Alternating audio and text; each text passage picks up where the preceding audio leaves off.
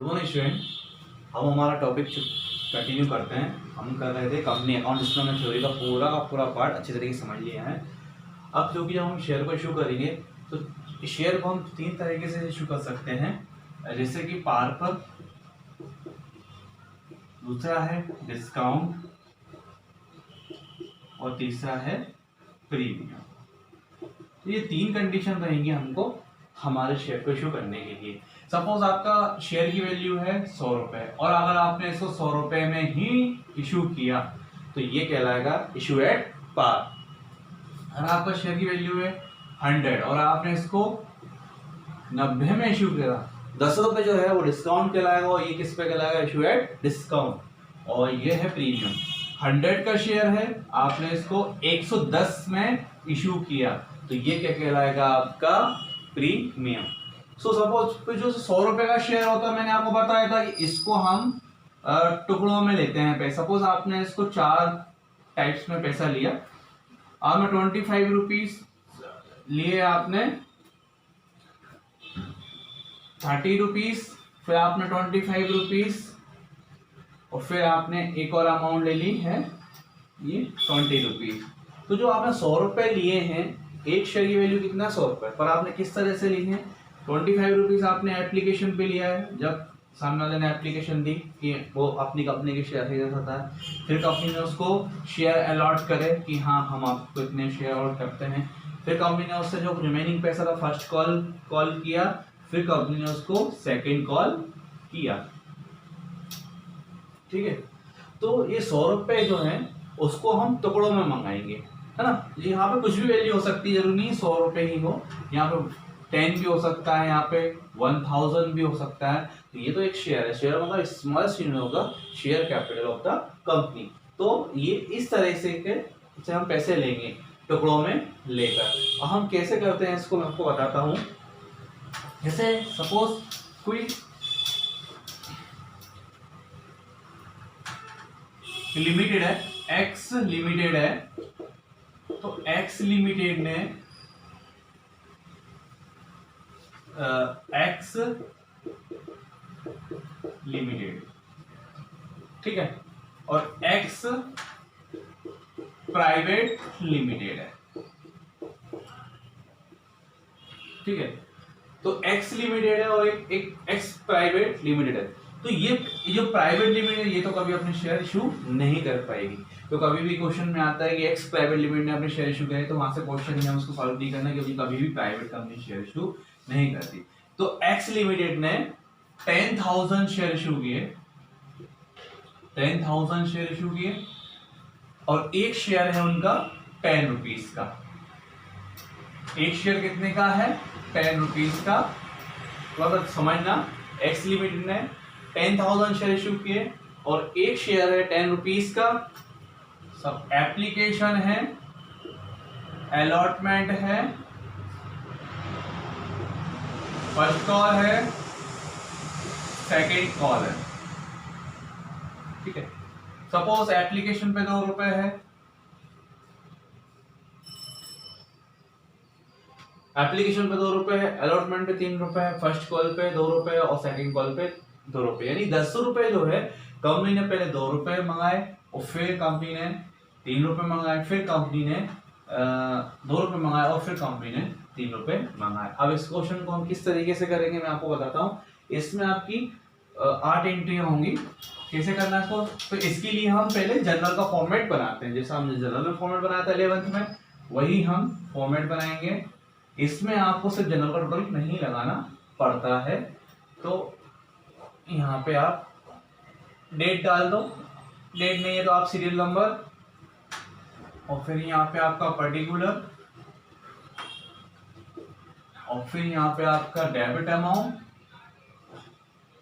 और फिर आपका यहाँ पे क्रेडिट अमाउंट। ये सब हमारा इंडियन रुपीस में रहेगा, ठीक है। तो देखो, सबसे पहली एंट्री हम करते हैं जब हमने अप्लाई किया। तो बैंक जब हमने शेयर दिए, एप्लीकेशंस दी, तो हमारे पास बैंक में पैसा आ गया। ये हम जो अकाउंटिंग कर रहे हो किसके पॉइंट ऑफ व्यू से कर रहे हैं, कंपनी के पॉइंट ऑफ व्यू से।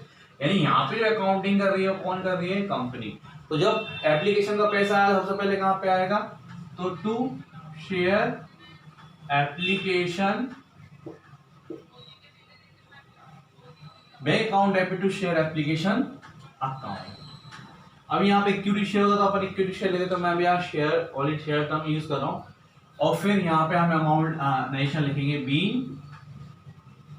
Application money receive. ठीक है, जब आपके पास एप्लीकेशन आई है शेयर्स होल्डर की कि वो आप ही कंपनी के शेयर खरीदना चाहते हैं। तो हमने अभी देखो, अभी हमने एक क्वेश्चन सॉल्व किया था जिसमें मैंने बताया था 10,000 शेयर थे, 2 रुपए एप्लीकेशन, 3 रुपए अलॉटमेंट, 2 रुपए फर्स्ट कॉल, 3 रुपए सेकेंड कॉल। अब कुछ नहीं करना आपको, इस 10,000 में पहले 2 का इंटू कर देंगे। तो 10,000 में 2 का इंटू करा तो 20,000 डेबिट में और 20,000 आपके क्रेडिट में आएंगे। इस तरह से आपकी एक एंट्री कंप्लीट हो जाएगी। अब तो ये रिसीव एंट्री थी, अब फिर हम यहाँ ड्यू एंट्री करेंगे।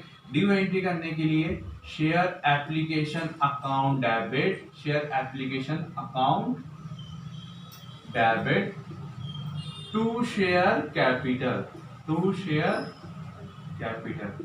जो अभी हम जो क्वेश्चन कर रहे हैं वो पार वाला है, यानी कि 10 रुपए का शेयर है, 10 रुपए के शेयर को हमने 10 रुपए में ही इशू करा। जैसे आप देखिए 2, 3, 5, 7 और 3, 10, 10 रुपए वाले शेयर को हमें 10 रुपए में इशू किया। तो हम क्या यहाँ पे लिखेंगे, बीइंग एप्लीकेशन मनी ड्यू। तो यहाँ पे भी वो एक एंट्री आपकी सेम अमाउंट से रिसीव की होगी और एक एंट्री आपकी सेम अमाउंट से ड्यू की होगी। तो ये हो गया आपकी एंट्री नंबर 3rd। अब हम करते हैं 3rd एंट्री। तो पहली एंट्री रिसीव, दूसरी एंट्री ड्यू, फिर तीसरी एंट्री हमको ड्यू की करनी होती है। तो शेयर अब कौन सा आ जाएगा, अलॉटमेंट। तो share allotment account debit to share capital. चूंकि ये पार वाला है, अगर ये डिस्काउंट या प्रीमियम वाला होता तो यहाँ पे हमको इसका इफेक्ट यहाँ पे पड़ता। तो अब ये 3 इंटू 10, तो यहाँ लिखेंगे हम 30,000 रुपए और यहाँ पे भी हमारा 30,000 रुपए आएगा। अब यहाँ पे लिखेंगे हम बीइंग अलॉटमेंट मनी रिसीव्ड।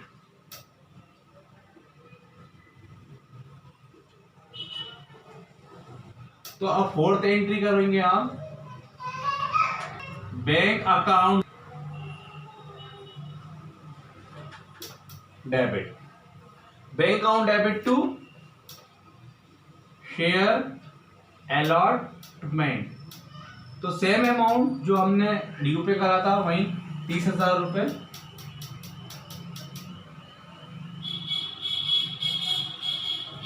तो यहां पे हम नरेशन लिखेंगे, बीइंग अलॉटमेंट मनी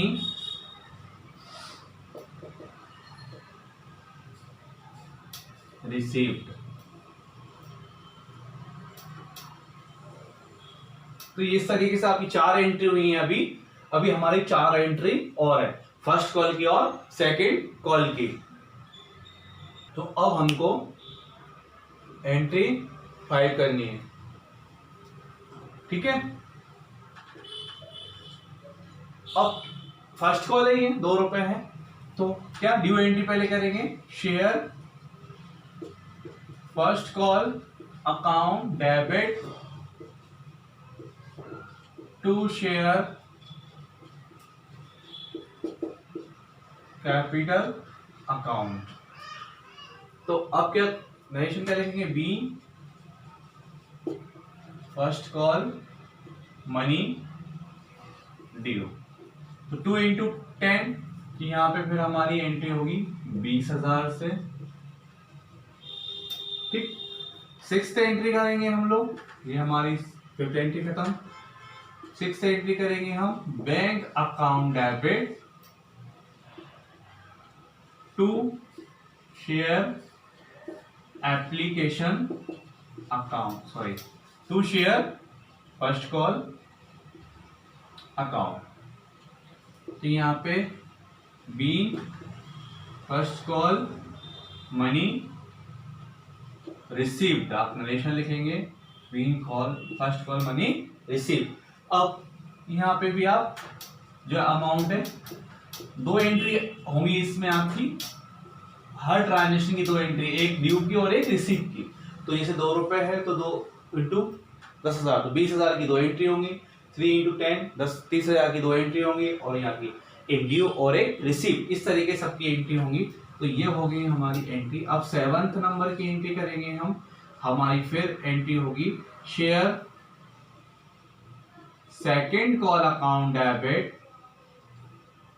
ये फर्स्ट है, आप शायद तो फर्स्ट तरीके से भी लिख सकते हैं, second call account debit to share capital account. यहां लिखेंगे हम being second call money received 3 into, ये होगी आपकी 3 इंटू 10,000 30,000 से एंट्री होगी। और फिर आपकी लास्ट एंट्री होगी 8 नंबर की एंट्री जो होगी आपकी bank account debit to share second call account. यहां लिखेंगे हम being second call money receive, और आप एंट्री करोगे 30,000 से।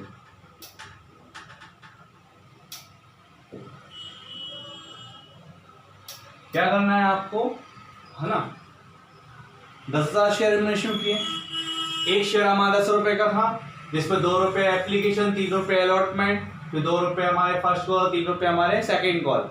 तो हमने क्या करा, हर ट्रांजेक्शन की दो एंट्री होंगी, एक रिसीव और एक ड्यू। तो 10,000 इंटू 2 20,000, 20,000 की दो एंट्री होंगी, 10,000 इंटू 3 30,000, 30,000 की दो एंट्री होंगी, 10,000 इंटू 2 20,000, 20,000 की दो एंट्री होंगी, और 10,000 इंटू 3 30,000, 30,000 की भी दो एंट्री होंगी। इस तरीके से आपकी जो एंट्री होंगी वो टोटल एंट्री 8 होंगी।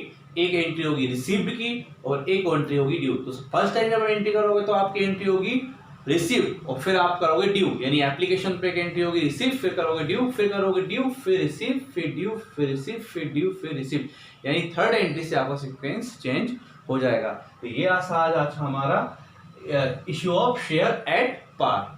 आई होप आपको समझ में आया होगा।